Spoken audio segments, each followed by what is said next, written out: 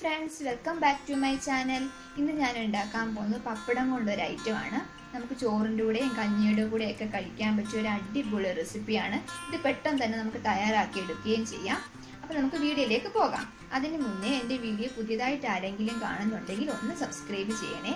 കൂടാതെ തൊട്ടടുത്തുള്ള ആ ബെൽ ഐക്കണിൽ ക്ലിക്ക് ചെയ്യുക. അതിൽ ഓൾ എന്ന ഓപ്ഷനിലും ക്ലിക്ക് ചെയ്യണം. എങ്കിൽ മാത്രമേ ഞാനിടുന്ന വീഡിയോയുടെ നോട്ടിഫിക്കേഷൻ നിങ്ങൾക്ക് കിട്ടുകയുള്ളൂ. അപ്പോൾ നമുക്ക് വീഡിയോയിലേക്ക് പോകാം. ഞാനിവിടെ ഒരു 8 പപ്പടമാണ് എടുത്തിരിക്കുന്നത്. 2 എണ്ണം വീതം എടുത്ത് ഇതുപോലെ കട്ട് ചെയ്തിടാം.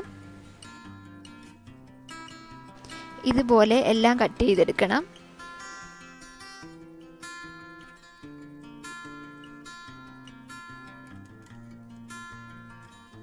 മുഴുവനും കട്ട് ചെയ്തെടുത്തിട്ടുണ്ട്.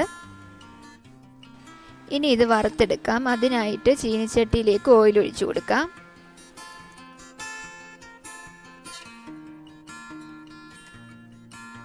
ഓയിൽ ചൂടായി വന്നിട്ടുണ്ട്. ഇതിലേക്ക് കട്ട് ചെയ്ത് വെച്ചിരിക്കുന്ന പപ്പടം ഇട്ട് കൊടുക്കാം.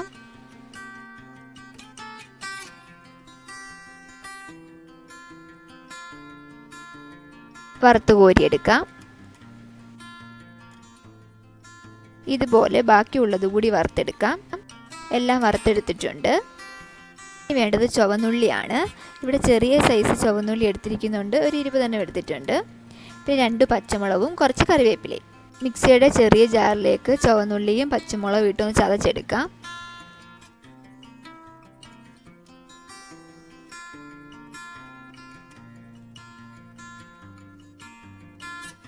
ചതച്ചെടുത്തിട്ടുണ്ട്.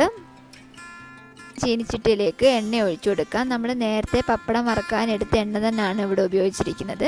അതിലേക്ക് ഒരു 1/4 സ്പൂൺ കടുക് ഇട്ട് കൊടുക്കാം. കടുക് നല്ലതുപോലെ പൊട്ടിയതിന് ശേഷം ചതച്ച് വെച്ചിരിക്കുന്ന ചുവന്നുള്ളിയും പച്ചമുളകും കൂടി ഇട്ട് കൊടുക്കാം.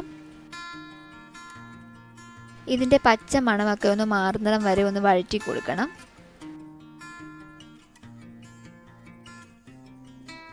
വഴന്ന് വന്നിട്ടുണ്ട്. ഇതിലേക്ക് നമുക്ക് പൊടികൾ ഇട്ട് കൊടുക്കാം. 1/4 സ്പൂൺ മഞ്ഞൾപ്പൊടി, 1/2 സ്പൂൺ മുളക് പൊടി ഇട്ട് നമുക്കൊന്ന് മിക്സ് ചെയ്ത് കൊടുക്കാം. കുറച്ച് ഉപ്പ് കൂടി ഇട്ട് കൊടുക്കാം. നമ്മുടെ ഈ മസാലയ്ക്ക് മാത്രം ഉപ്പ് മതി. ഓൾറെഡി പപ്പടത്തിന് ഉപ്പുണ്ടല്ലോ, അതുകൊണ്ട് കുറച്ച് ഉപ്പിട്ട് കൊടുത്താൽ മതി. മസാലയുടെ ആ പച്ച മണമൊക്കെ ഒന്ന് മാറുന്നത് വരെ നല്ലതുപോലെ വഴറ്റി കൊടുക്കണം. ഇനി കുറച്ച് കറിവേപ്പില കൂടി ഇട്ട് കൊടുക്കാം.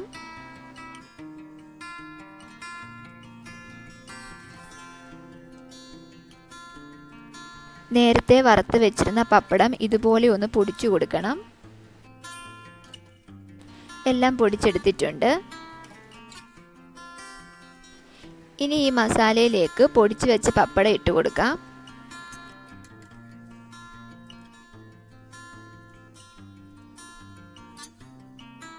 ഈ മസാല പപ്പടത്തിലേക്ക് ഒന്ന് ആവുന്നിടം വരെ നല്ലതുപോലെ ഒന്ന് മിക്സ് ചെയ്ത് കൊടുക്കണം.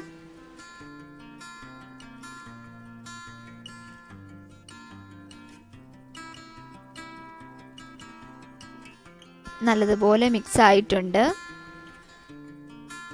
നമ്മൾ പപ്പടമൊക്കെ വറുത്തല്ലേ കഴിച്ചിട്ടുള്ളൂ. അപ്പോൾ ഇങ്ങനെ ഒന്ന് ട്രൈ ചെയ്ത് നോക്കണം. നിങ്ങൾക്ക് തീർച്ചയായിട്ടും ഇഷ്ടപ്പെടും. കഞ്ഞിയുടെ കൂടെയും ചോറിൻ്റെ കൂടെയൊക്കെ കഴിക്കാൻ പറ്റിയ ഒരു അടിപൊളി റെസിപ്പിയാണ്. അപ്പോൾ ഇന്നത്തെ വീഡിയോ ഇഷ്ടപ്പെട്ടെന്ന് പ്രതീക്ഷിക്കുന്നു. ഇഷ്ടപ്പെട്ടെങ്കിൽ ലൈക്ക് ചെയ്യുക, കമൻറ്റ് ചെയ്യുക, സബ്സ്ക്രൈബ് ചെയ്യാൻ മറക്കരുത്. അപ്പോൾ മറ്റൊരു വീഡിയോയുമായി വീണ്ടും കാണാം. താങ്ക്